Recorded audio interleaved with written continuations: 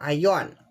Hello, my dear Aquarius. Hello, madlang people, mabuhay. Miss you. Miss you. Yung miss you natin medyo nahihiya. Kasi may mga low pressure area, mga my dear Aquarius. May mga namumuong bagyo kaya miss you. Diba? Medyo nahihiya. Siya yung miss you natin. Okay. Okay, my dear Aquarius.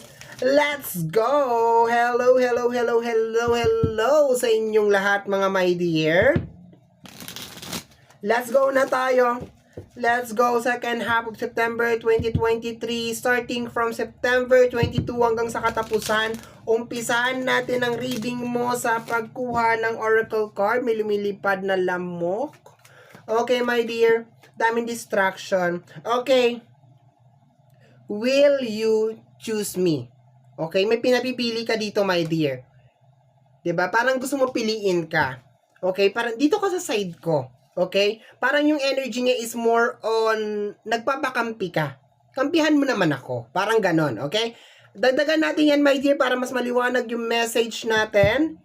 Additional oracle card. Will you choose me? Pinakita ko ba? Will you choose me? Baliktad lang yan, my dear, pagdating sa inyo kasi naka-front, naka-front camera. Okay? Pero tingnan natin, my dear, kung anong kasama niyan. Okay. Last shuffle na to, tapos hanapin na natin yung kasama niyan. My dear Aquarius, okay. Alliance, 'di ba? Alliance. Honesty, trust, okay. So, naghahanap ka talaga ng kakampi, my dear. Gusto mo papanig sa'yo, gusto mo parang ganon, ikaw yung pipiliin. Okay, nandoon yung energy natin. Kung i-general ko to, lalawakan ko yung reading, parang bumubuo ka dito ng circle, ng grupo. Okay, ganon yung energy, my dear, ng second half of September. More on making friends. Ganon. Para kang kumakandidato. Baka yung iba sa inyo ay kakandidato, di ba? Nabubuo na ng alyansa, di ba? Ng grupo or something. Okay? Alyansa. Tama ba? Di ba? Parang grupo kasi ang nakukuha ko dito, and then parang ikaw yung pinaka-leader. Ganon. Parang inaano mo yung tiwala ng tao. Parang ganon. Na magtiwala kayo sa akin, parang gano'n na nakikita, parang siyang eleksyon, parang kang kakandidato, 'di ba? Pero baka hindi naman to more on, 'di ba? Yung mag-focus din sa politics kasi issue na naman 'yan, 'di ba? Baka ano din to, 'di ba? Yung parang gusto mo magtiwala lang talaga sa iyo yung tao, 'di ba? Ibigay niya yung 100% trust niya sa iyo regarding sa isang project, regarding sa isang plano, okay, kung ano man. Dagdagan natin yan, my dear, para hindi ako nag-iisip.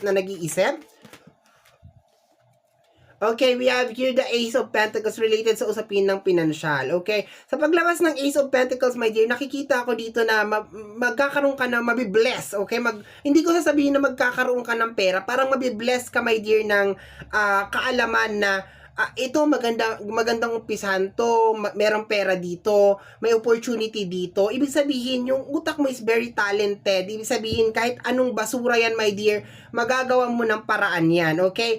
Parang may nag-i-start dito, my dear, baka yung iba sa inyo mag-i-start ng negosyo, di ba? Papasok ng isang negosyo. Kaya, kailangan mo ng alliance, di ba? And gusto mo, my dear, magtiwala talaga sa'yo. But more on money ang nakukuha ko dito, my dear. Kailangan mo lang siguro ng moral support ng mga tao around you. Kaya, hello, madlang people, mabuhay. Okay, my dear, let's go! My dear Aquarius.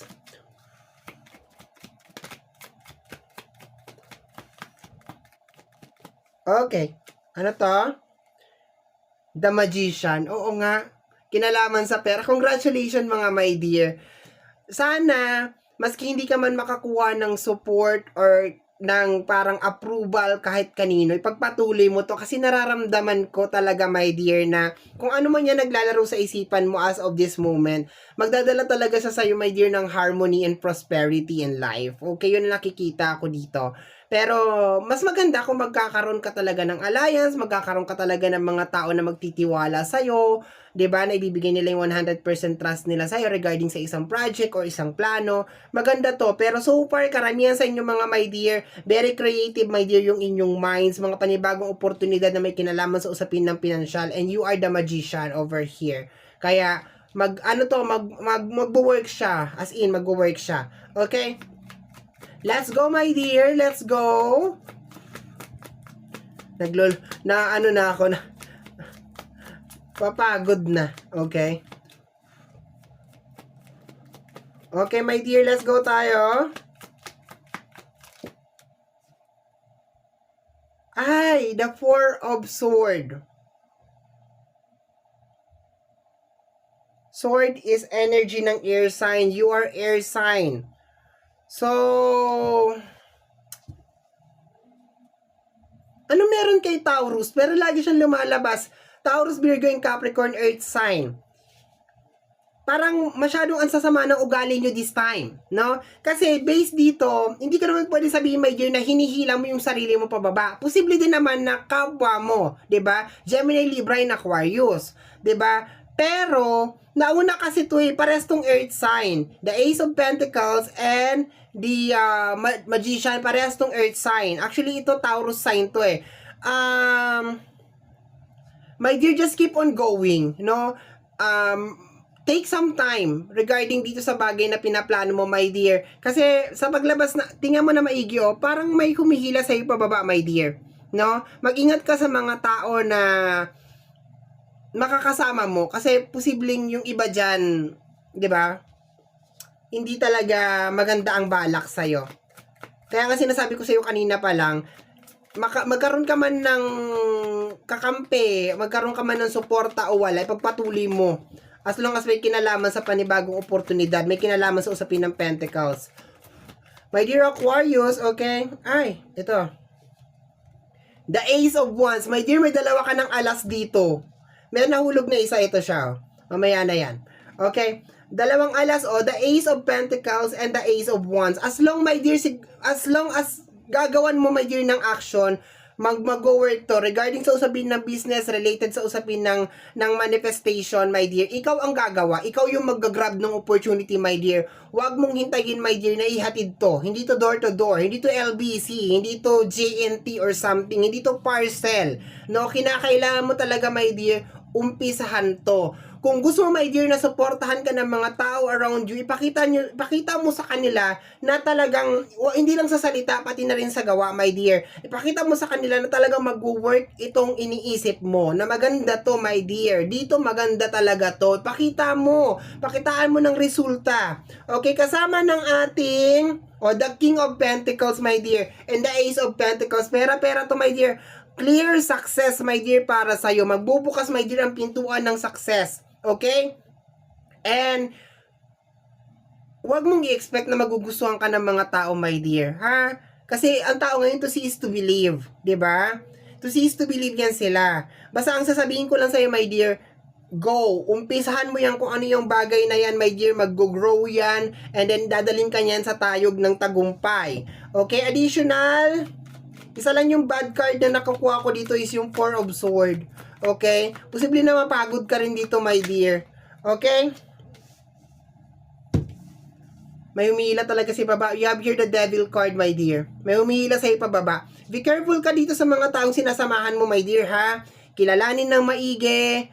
Huwag sabihin lahat, 'di ba? Huwag sabihin lahat ng plano mo, ng sekreto mo, 'di ba?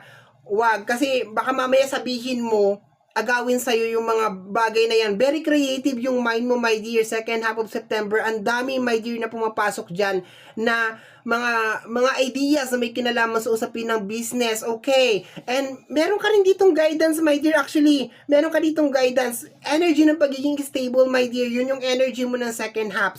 Second half, more on pera-pera talaga siya, my dear. Pero meron kang the Devil card. Natapat siya dito sa Magician card, my dear. Posible din, my dear, ma-take advantage ka ng mga tao, di ba? I-close ka. I-stop sharing, my dear, ha? Warning ko lang sa'yo, huwag mong i-share yung mga balak na gusto mong gawin. Gawin mo na lang, okay? Warning to eh. This is a gabay, no? Hindi porket, my dear, na ang daming tao, ay ganito, magpapatayo ako ng swimming pool dito, ganyan. Minsan yan, nauusog yan, my dear. Nauusog yan. Pag nagkamali ka ng taong pagsasabihan ng mga bagay na gusto mo mangyari sa buhay mo, nauusog yan. At pag nausog yan, my dear, hindi yan mangyayari. There's a tendency pa na nakawin nung taong pinagsabihan mo. 'Di ba? Nangyari na sa akin yan one time. Sabi ko, magbi-business ako ng ganito, ganyan-ganyan, 'di ba? Excited ako eh, kasi sa puso ko, sa isip ko, mag-work talaga siya. Ay, bukas makalawa, makita mo yung pinagsabihan ko, nandoon na, nagbi-business na ako. Ano yung gusto kong gawin na business? Dahil meron siyang pampuhunan, nauna siya. No? So, work in silent, my dear. Okay? And patunayan mo na lang sa kanila na maganda yung pinaplano mo. Go! Push! Dire-diretso ka. Meron kang 2 alas dito, my dear. The Sun card. Ano pa ba ang gagawin natin, my dear? Panibagong opportunity to para sa inyo, my dear. Sa inyo. Panibagong opportunity, panibagong career, okay? Iba yung energy mo, my dear. At, yun lang, mag-ingat ka lang talaga, my dear. Piliin ka man o hindi, suportahan ka man o hindi. Okay? My dear Aquarius, the 5 of Wands. Marami, my dear, ang magda-doubt. Marami magda-doubt sa'yo. Hindi yan sila dyan nagsasayawan, my dear. Nag-aaway yan sila dyan, okay? So, kasama siya ng Ace of Wands, my dear. Basta sasabihin ko lang sa'yo, my dear, tuloy-tuloy mo lang yan. Tuloy-tuloy mo lang yan. Go. Huwag ka magpa-apekto. Bottom deck of the card is the 4 of Cups. Huwag ka magpa-apekto. Huwag mong ignorin yung blessing. Ayun, inaabot sa'yo yung blessing. Oh. Huwag mong ignorin. Hindi porket walang nagsusupport sa'yo. Hindi porket hindi ka sinusuportahan ng pamilya mo. Hindi ka sinusuportahan ng mga taong malapit sa'yo, ng mga loved ones mo. Remember this, my dear, bago tayo mag-close ng reading. Minsan, ang mga taong magtitiwala sa'yo at mag-aangat sa'yo sa tayog ng tagumpay, yung mga taong hindi mo kakilala. Kadalasan ang mga taong hihila sa'yo pababa, yung mga taong nakakakilala sa'yo. Nakasama mo ng high school, ng elementary, ng college, kamag-anak, minsan magulang, minsan kapatid. Okay? So, mas maganda, my dear, na gawin mo na lang to and just trust the process. Kasi nakikita ko talaga dito nangangamoy pera talaga to for you, my dear. Panibagong business, panibagong opportunity. Yun nga lang, kagaya nga na sinasabi ko sa'yo kanina, my dear, sa umpisa ng reading, parang gusto mong bumuo dito ng team, ng grupo, my dear. Pwede ka naman gumawa, my dear, pero be careful lang, 'di ba? Pwede kang kumuha ng mga trabahador mo or something. Huwag mo lang siguro sabihin yung mga next plan mo, my dear. Huwag ka masyadong ma-overwhelm kasi ibang energy, my dear, ang papasok sa iyo sa second half of September. Talagang pursigido at punong-puno ka talaga ng determinasyon, my dear, sa buhay. Kung ikaw, my dear, meron pinagdadaanan ngayon na hindi maganda or parang pakiramdam mo kinakapos ka, lalo na sa usapin ng pinansyal, mag-iiba yan, my dear, sa pagtungtong ng second half of September 22 hanggang sa katapusan. Okay? Basta wag ka lang, my dear, magpa-apekto, my dear, sa emosyon mo kasi this is the bottom deck of the card, the Cups. Okay? May suporta man ang mga tao, piliin ka man o hindi, pagpatuloy mo yan, my dear, kung ano yung nasa isip mo. Kailan mo gagawin yan, my dear? Pagpatay ka na? Good luck. Okay. So, my dear Aquarius, yan ang reading mo para sa yung second half of September 2023. Somehow, my dear, kung nagustuhan mo ito, especially kung napadaan ka lang, don't forget to subscribe. Click ang notification bell para ma-update ka sa aking mga upload, and free to like, free to share, free to comment sa lahat ng ating mga videos. Once again, my name is RJ, also known as Apo J. Maraming salamat po, and until next time. Bye-bye! Thank you, my dear. Maraming salamat po.